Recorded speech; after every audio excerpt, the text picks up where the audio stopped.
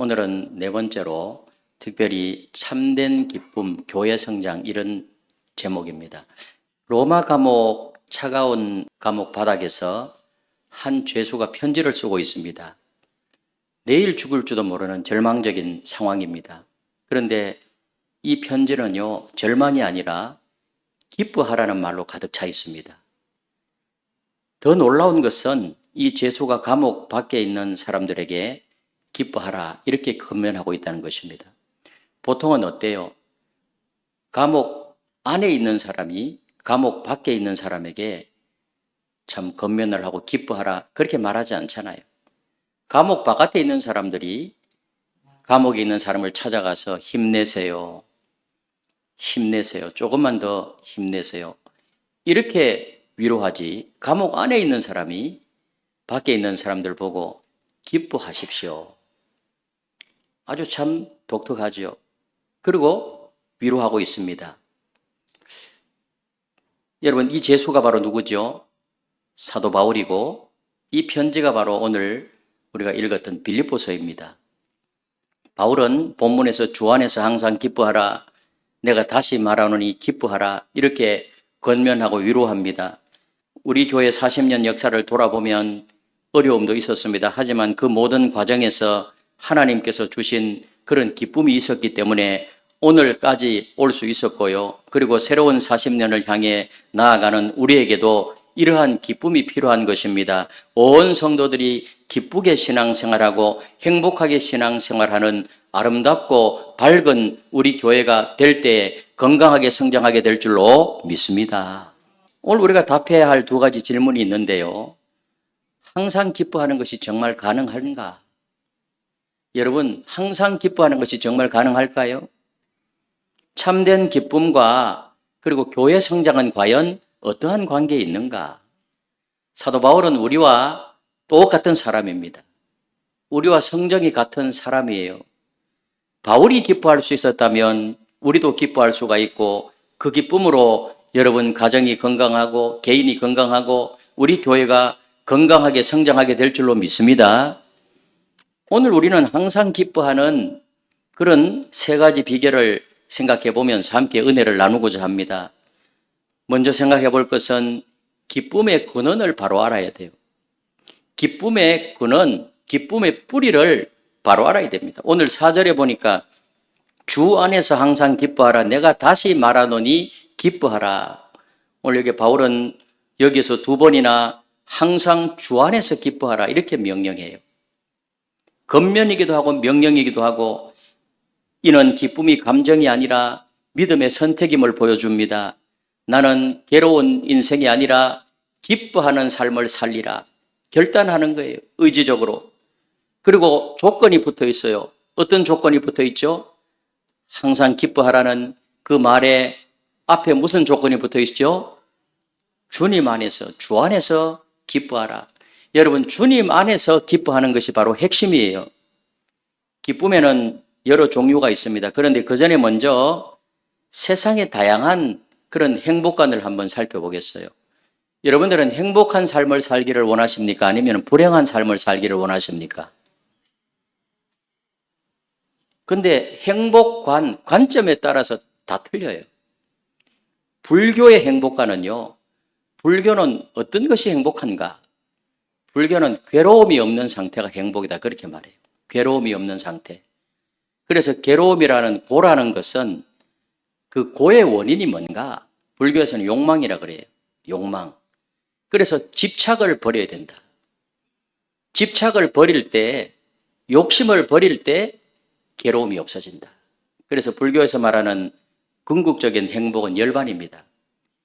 열반은요, 어떤 상태인가? 괴로움이 없고 번뇌가 없는 거예요. 괴로움으로부터 그리고 번뇌로부터 완전히 자유한 것. 이것이 뭐예요? 최고의 행복이에요. 근데 불교에서 잘못 알고 있는 것이 있습니다. 그게 정말 가능할까요? 불교에는 그것을 위해서 명상을 하는 거예요, 명상. 석가모니가 보리수 나무 밑에서 명상했잖아요. 인간이 죄인이라는 사실을 간과하고 있어요. 인간이 죄인인데 괴로움으로부터, 욕심으로부터, 집착으로부터 완전히 벗어날 수 있을까요? 그건 불가능해. 이게 불교의 행복관인데 그렇게만 될 수 있다면 얼마나 좋겠어요. 그리고 세상의 행복관은 뭘까요? 나의 기대치가 이루어질 때 행복해요. 그래서 굉장히 감각적 쾌락, 물질적 만족, 일시적인 즐거움, 그래서 외부로부터 의존하는 것이 행복이에요. 그래서 세상적인 행복과는요, 아침에 행복했다가 또 저녁에 기대치가 이루어지지 않으면 또 불행해요. 그래서 자꾸 행복했다가 행복하지 않았다가 외부의 상황에 따라서, 환경의 상황에 따라서 행복이 바뀌어요. 불교에는 내면적인 거예요. 그러나 죄인이라는 사실을 모르기 때문에 이루어질 수 있어요. 그러면 기독교의 행복관은 뭘까요? 기독교의 행복관. 기쁨입니다. 기쁨. joy예요. 기쁨이 행복이에요. 기독교에서는. 그런데 정말 이 기독교의 행복관은 기쁨인데 이는 괴로움이 없어서도 아니고 기대치가 이루어져서도 아니고 하나님과에서 그 관계 속에서 오는 영적인 상태이고 환경과 조건을 초월하는 깊은 만족과 평안이 우리 기독교의 행복관이라는 사실을 믿으시기를 바랍니다. 근데 기쁨에도 보면 두 종류가 있습니다. 세상이 주는 기쁨이 있고 주님 안에서의 기쁨이 있어요. 세상적 기쁨은 굉장히 조건부입니다. 좋은 일이 생기면 기쁘고요. 나쁜 일이 생기면 슬프고 또 승진하면 기쁘지만 인간이 욕망의 덩어리인데 그것으로 끝날까요? 더 높은 자리를 원하게 됩니다. 돈을 벌면 만족하지만은 그 만족한 그 상태에서 끝날까요? 프로이드는 인간이 욕망의 덩어리라고 했는데 더 많은 돈이 필요해요. 그래서 끊임없어요. 세상적인 기쁨이라는 것은. 제가 서울에서 사역할 때 주일학교 우리 교사 중에 그 당시에 서울대 박사 학위를 석박사 논문을 쓰고 있는 분이 계셨어요. 그래서 몇 년 동안 참 머리 아픈 이공계 논문이었는데 학위 논문을 쓰고 드디어 이제 통과를 하게 되었습니다. 그래서 제가 지금도 기억해요. 잊어버리지 않아요. 여러 고생 끝에 학위를 받은 소감이 어떻습니까? 이렇게 물어봤거든요. 뭐라고 대답했을 것 같아요? 허전합니다. 그러더라고요. 기쁩니다. 이렇게 말하는 게 아니고 허전합니다. 이러더라고요. 기쁨은 잠시뿐이라. 잠시뿐이라. 솔로몬도 그래요. 솔로몬도. 다 소유해봤지만은 헛되고 헛되니 모든 것이 헛되도다. 솔로몬의 결론이에요. 여러분, 세상적인 기쁨은 조건적인 기쁨이요 일시적인 기쁨입니다. 그러나 주 안에서의 기쁨은 무조건적입니다. 주님 안에서의 기쁨은 무조건적이에요. 환경과 조건에 좌우되지 않는 영원한 기쁨입니다. 그래서 요한복음 4장 14절에서 우리 예수님은 말씀하셨습니다. 내가 주는 물을 마시는 자는 영원히 목마르지 아니하리니 내가 주는 물은 그 속에서 영생하도록 솟아나는 샘물이 되리라. 아멘. 주님이 주시는 물을 마시는 자는 영생하도록 솟아나는 샘물이 되리라. 생수의 강이 영원토록 솟아나는 샘물이라는 거예요. 아멘이십니까? 아멘. 여러분, 사도 바울이 기뻐하는 이유도 그러했어요. 빌립보 3장에서 바울의 기쁨의 근원은 예수 그리스도를 얻었다는 데 있었습니다. 예수님을 만나자 죄사함 받고 영원한 생명을 얻고 예수님을 만나고부터 너무너무 좋아서 다른 모든 것을 배설물로 여길 정도로 너무 좋다는 거예요. 우리도 마찬가지예요. 예수 믿어 죄 용서받고 하나님의 자녀가 되고 천국의 소망을 얻었습니다. 장차 천국에서 누릴 영광에 비하면 지금의 고통은 잠깐의 고통은 아무것도 아니에요. 그러므로 참된 기쁨의 근원은 예수 그리스도라는 사실을 믿으시기를 바랍니다. 성경은 우리에게 항상 기뻐하라고 명령합니다. 항상 기뻐하라. 의학자들이 발견한 놀라운 사실이 있는데요. 사람이 기뻐할 때, 즐거워할 때 마약과 같은 그런 분자 구조의 호르몬이 분비가 되어서 암세포를 잡아먹고 각종 염증을 치료한다고 해요. 그래서 내가 즐겁게 살고 기쁘게 살고 웃고 그러면 내 마음속에 평강이 넘칠 뿐만 아니라 내 육체도 치료가 되고 내 육신도 건강하게 되는 줄로 믿습니다. 이 과학적으로 실제로 그렇더라는 거예요. 그러므로 기쁨이라는 것은 개인의 건강을 회복시킬 뿐만 아니라 교회 공동체의 건강도 회복시킵니다. 기쁨이 있는 성도들이 모인 교회는 영적으로도 양적으로도 건강하게 성장하게 될 줄로 믿습니다. 그렇습니다. 참된 기쁨의 근원은 예수 그리스도이십니다.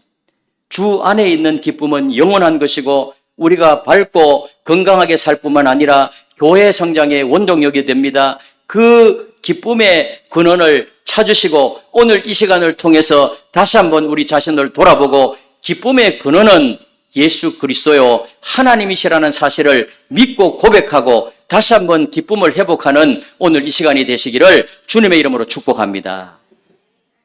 그런데 이 기쁨이 흔들리지 않으려면 어떻게 해야 될까요?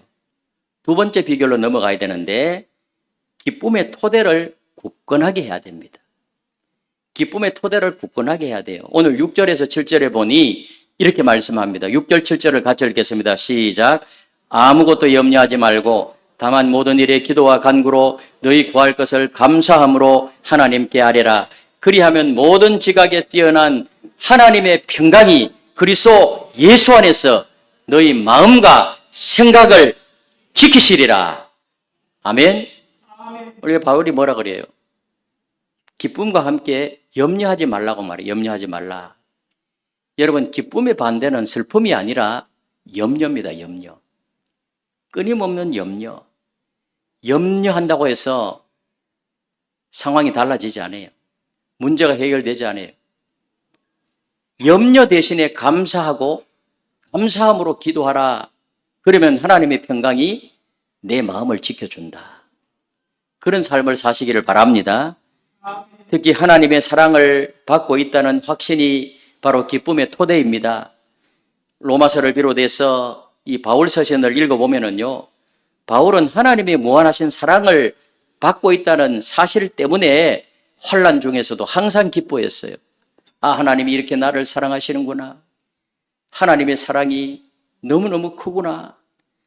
바울은 로마서 5장 3절에서 우리가 환난 중에도 즐거워하나니 이렇게 말해요. 환난과 시련 중에 어떻게 즐거워할 수가 있겠어요? 그런데 바울은 환난 중에도 즐거워하나니. 바울의 고백입니다. 여러분, 환난이 있고 박해가 있고 핍박이 있는데 어떻게 기뻐할 수 있겠습니까? 그 이유에 대해서 사도 바울은 로마서 5장 5절에서 이렇게 말해요. 그 이유를 분명히 말해요. 로마서 5장 5절을 같이 한번 읽어보겠습니다. 시작. 소망이 우리를 부끄럽게 하지 아니함은 우리에게 주신 성령으로 말미암아 하나님의 사랑이 우리 마음에 부은 바 되매니. 무슨 말이에요? 성령을 통해서 우리 마음에 하나님의 사랑이 막 흘러 들어왔다는 것입니다. 성령을 통해서 성령으로 말미암아서 하나님의 사랑이 우리 마음속에 부은 바 되었어요. 그것을 깨닫게 되었다는 것입니다. 성령께서 우리가 하나님의 사랑을 무한히 받고 있다는 사실을 깨닫게 하십니다. 그래서 환난을 당해도 즐거워하고 핍박을 당해도 기뻐한다는 것입니다. 우리 잠시 묵상해 보면요, 하나님의 사랑이 얼마나 큰지, 하나님의 사랑이 쏟아 부은 바 된 거예요. 하나님의 사랑이. 그걸 바울이 깨달았다는 거예요. 여러분, 바울만큼 환난과 박해를 많이 받은 사람이 있습니까? 그럼에도 불구하고 성령의 역사로 말미암아서 자신이 무한한 하나님의 사랑의 대상이라는 사실을 깨달아서 매를 맞으면서도 바울은 기뻐할 수가 있었고 즐거워할 수가 있었고, 그래서 감옥에 있으면서도 그 입에는 감사가 나오고 찬양이 터져나왔던 것입니다. 우리 역시 그러해요.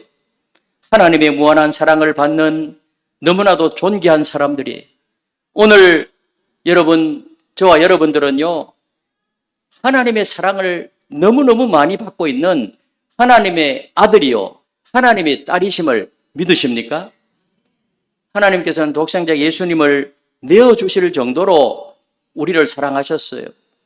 내가 느끼든지 못 느끼든지 하나님의 사랑은 폭포수같이 우리를 가득 채우고 있어요. 하늘을 두루마리 삼고 바다를 먹물 삼는다고 할지라도 그 하나님의 사랑 우리가 다 갚을 길이 없고요. 폭포수와 같이 하나님의 사랑이 쏟아 부은 바 된 사람들이 누구냐? 오늘 저와 여러분들이 슬플 때나 아플 때나 얼마나 하나님의 사랑을 받고 있는지를 조용히 묵상하게 되면은요, 우리도 사도 바울처럼 기뻐할 수가 있습니다.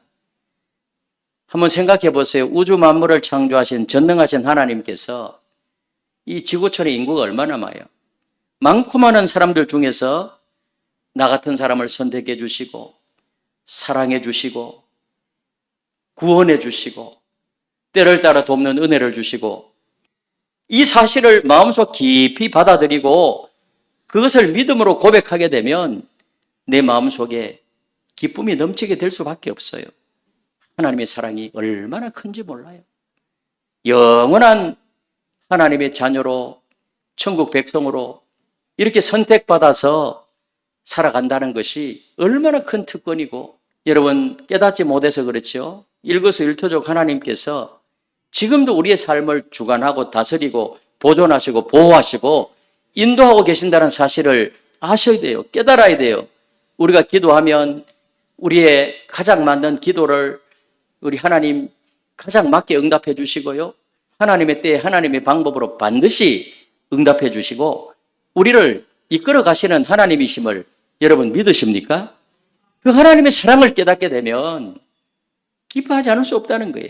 기독교 사상가 헨리 나우에는 이런 말을 했어요. 유명한 헨리 나우에 한 말, 우리 같이 한번 읽어보겠습니다. 시작. 우리가 많은 일에 어려움을 당할 수 있습니다.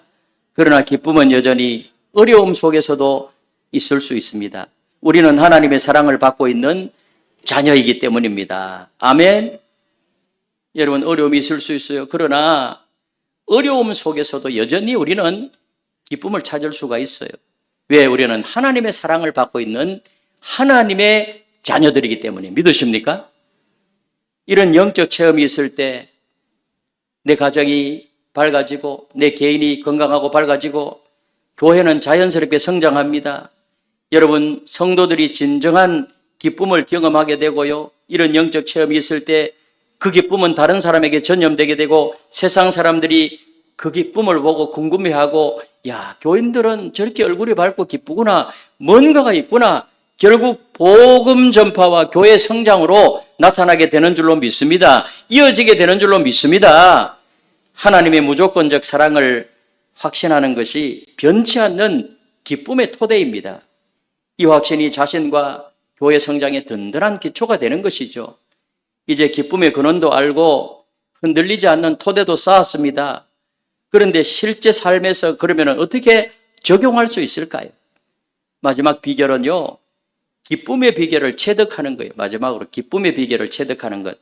오늘 11절, 12절에 보니까 그 기쁨의 비결을 사도 바울이 어떻게 체득했는가 11절, 12절을 같이 읽도록 하겠습니다. 시작. 내가 궁핍함으로 말하는 것이 아니니라. 어떠한 형편이든지 나는 자족하기를 배웠노니 나는 비천에 처할 줄도 알고 풍부에 처할 줄도 알고 알아 모든 일 곧 배부름과 배고픔과 풍부와 궁핍에도 처할 줄 아는 일체의 비결을 배웠노라. 일체의 비결을 배웠노라. 그 일체의 비결이 뭐죠? 자족함의 비결이에요. 어떤 형편에도 다 처해봤어요. 비천에도 처해보고 풍부에도 처해보고 배도 고파보고요. 궁핍해보기도 하고 배가 불러보기도 하고 그래서 자족함의 비결 여러분 이 자족함의 비결을 배웠노라. 이런 하루아침에 되는 것이 아니고 훈련을 통해서 이루어지는 것입니다.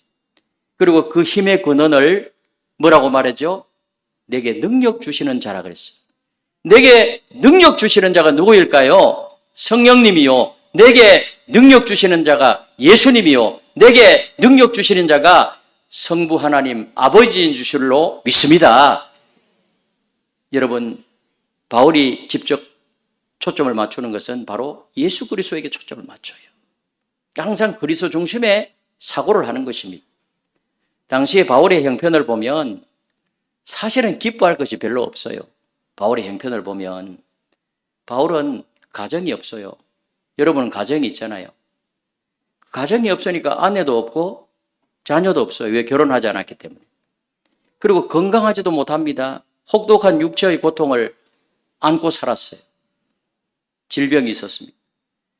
세상 사람들이 볼 때는 실패했습니다. 지금 감옥에 갇혀 있잖아요. 언제 죽을지 모르는 상황이에요. 미래가 불투명했어요. 죽음과 삶 사이에 끼어 있다고 본인이 그렇게 고백하잖아요. 그런 상황, 가정도 없고 건강하지도 못하고 세상적으로 실패하고 미래가 불투명하고 그런 바울이었어요. 그런데 바울은 뭐예요? 기뻐했습니다. 이 모든 것을 하나님이 허락하신 것으로 믿었기 때문에. 아멘이십니까? 하나님의 섭리와 하나님의 절대 주권 속에서 이루어지고 있다는 사실을 믿었기 때문에 우리가 잠깐 살아가는 이 세상에서 철저하게 그리스도 중심적인 하나님 중심적인 사고를 하면서 하나님을 바라보고 그리고 자신을 바라보게 되니까요. 그 상황 속에서 그 환경 속에서 환경이나 자신이 아니라 하나님을 바라보게 되니까 그게 개의치 않는 거예요. 그래서 기쁨이 넘치더라는 거예요. 여러분, 우리 각자가 처한 형편이 다 달라요. 어떤 사람은 만족스럽게 사는 사람도 있고 어떤 사람은 불만족스럽게 사는 사람도 있어요. 어떤 사람은 행복할 수도 있고 또 어떤 사람은 하루하루 사는 것이 참 버거워하는 사람도 있을 수 있어요. 그러나 어떠한 형편에 놓였든지 간에 우리는 바울처럼 항상 기뻐할 수 있음을 믿으시기를 바랍니다. 바울처럼 항상 즐겁게 살 수 있다는 것입니다. 주님 안에서. 하나님께서 보실 때 모든 것이 합력하여 선을 이룰 수 있다고 판단되기 때문에 어떠한 상황도 하나님께서 나에게 허락하시는 것으로 받는 것입니다. 이것을 깨닫고 믿음으로 받아들이게 되면 영안이 열리게 되면 우리가 그런 상황 속에서 내 마음속에 기뻐하며 살아가게 될 수 있다는 사실 여러분 오늘 이 말씀을 통해서 다시 한번 자신을 돌아보면서 잃어버린 기쁨이 있다면 회복하는 이 시간이 되시기를 주님의 이름으로 축복합니다. 이렇게 좋게 받아들이고 감사하게 되면요 모든 조건에서 행복하게 되는 거예요. 그래서 믿음이라는 것은 하나님의 시각으로 상황을 바라보는 것입니다. 하나님의 시각으로. 모든 형편을 하나님이 주신 선한 것으로 받아들이는 사람에게는요 항상 기뻐할 수 있는 은혜가 있어요. 그러니까 항상 기뻐할 수 있으니까 그 사람은 행복하게 사는 겁니다. 저는 우리 성도님들이 적어도 하나님 교회에 나오셔서 믿음 생활을 하는 동안에는 행복하게 신앙생활을 하시면 좋겠어요. 아멘. 상황, 환경이 아니라요. 재밌는 비유가 있는데요. 신앙의 온도계와 온도 조절계 신앙이 있어요. 성도들 가운데 온도계와 같은 사람이 있고 온도 조절계와 같은 사람이 있습니다. 이 비유를 통해 가지고 자족함의 비결을 우리가 쉽게 이해할 수가 있습니다. 온도계 신앙인은요. 환경에 따라서 기분이 오르락내리락 해요. 환경에 따라서. 환경의 날씨가 추우면 내려가고 환경의 날씨가 더우면 올라가는 거예요. 돈이 온도계인 사람은요.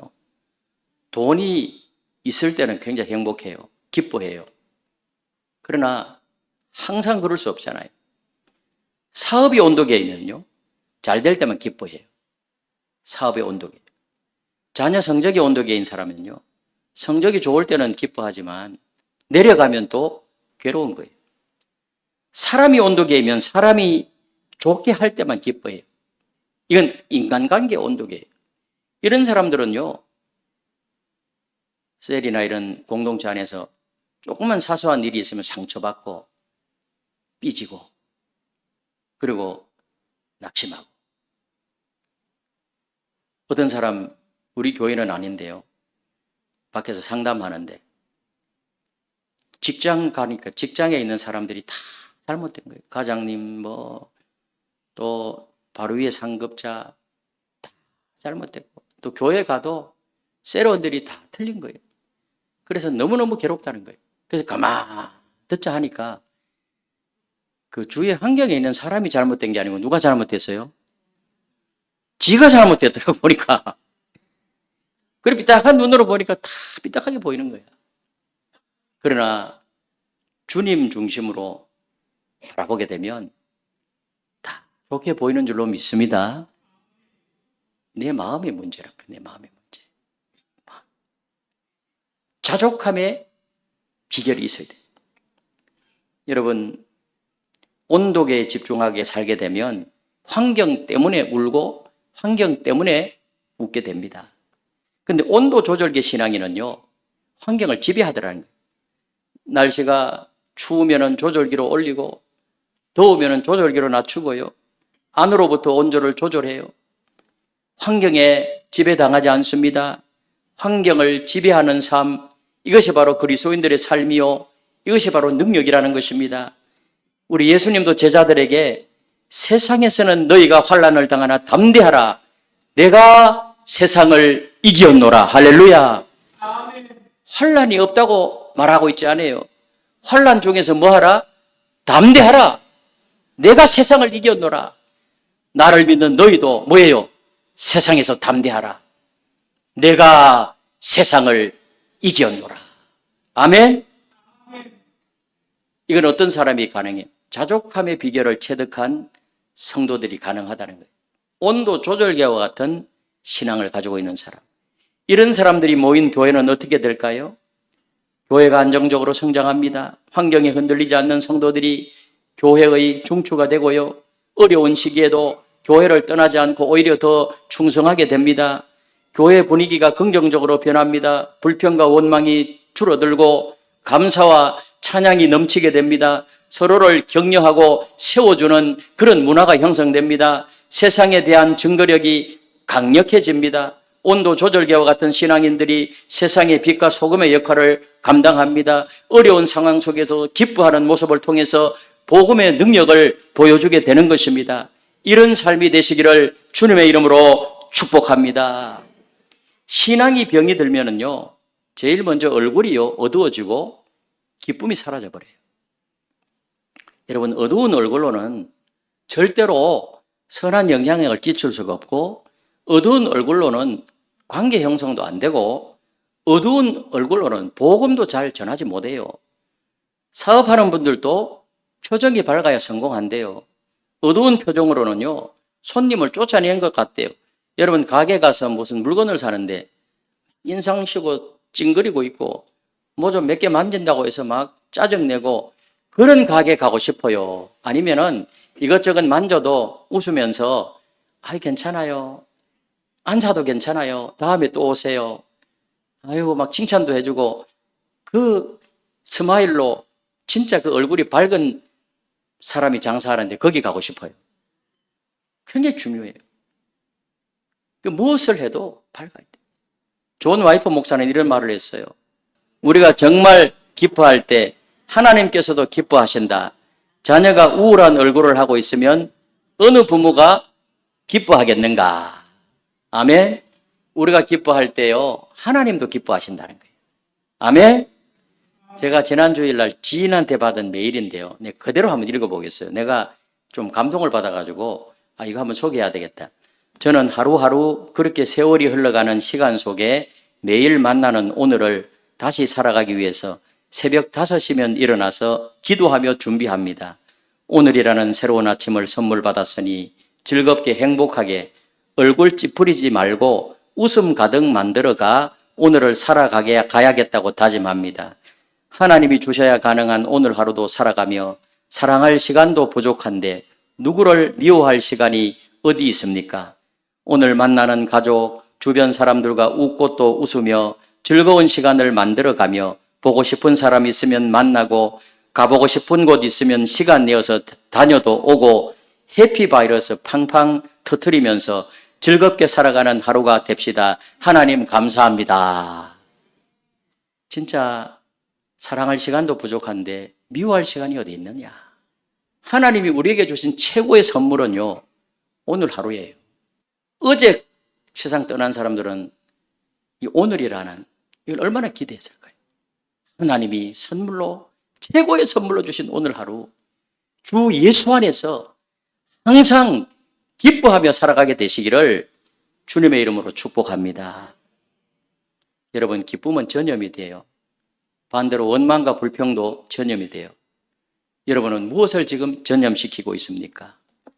사랑하는 성도 여러분, 기쁨의 세 가지 비결, 기쁨의 근원을 바로 알고 기쁨의 토대를 굳건히 하고 기쁨의 비결을 체득하고 참된 기쁨은 예수 그리스도 안에 있고 하나님의 무조건적 사랑을 확신하고 모든 형편을 하나님이 허락하신 것으로 받아들이면서 이제 앞으로 새로운 40년의 소망을 가지고 기뻐하며 살아갈 때 여러분도 건강하고 가정도 건강하고 우리 교회가 밝은 교회가 되어서 계속해서 부흥성장해서 오늘 이 시대적인 사명을 감당하는 우리 교회가 되기를 예수님의 이름으로 축원합니다.